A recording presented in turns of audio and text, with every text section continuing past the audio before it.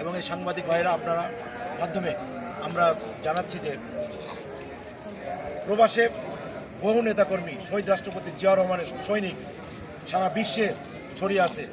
অনেকেই আমার নেত্রী জানাজায় আসতে পারে নাই, তারা বিদেশ থেকে দোয়া করতেছে এবং আমাদের মাধ্যমে খোঁজখবর নিতেছে। অনেকেই আসতেছে।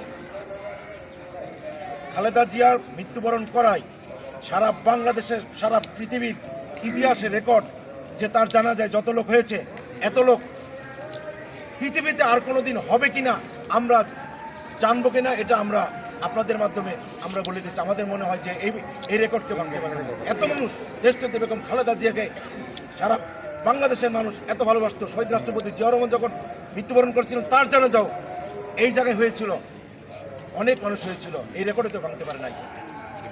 আমরা এমন একটা দল করি, এমন নেতার এমন নেত্রী শহীদ রাষ্ট্রপতি জিয়া রহমান খালেদা জিয়ার দল করি, আমরা বিএনপি করি। আমরা গর্ব করি যে আমরা এমন দুইজন নেতা আমরা পেয়েছিলাম, যে আমরা গর্ববোধ করি যে আমরা বিএনপি করি, আমরা গর্ববোধ করি।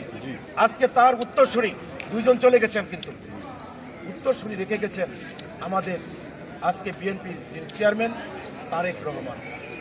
আমরা আশা করি ওই দুজনের অসমাপ্ত কাজ এই তারেক রহমানের মাধ্যমেই ইনশাআল্লাহ সারা বাংলাদেশে আমরা এই দুজনের যে আশাকাঙ্ক্ষা বাংলাদেশের মানুষের জন্য ইনশাআল্লাহ আমরা ইতিমধ্যে আপনারা দেখেছেন তারেক রহমান সাহেব সারা বাংলাদেশে কিন্তু সবার মুখোমুখি হয়ে গেছে। গতকাল রাত 4:30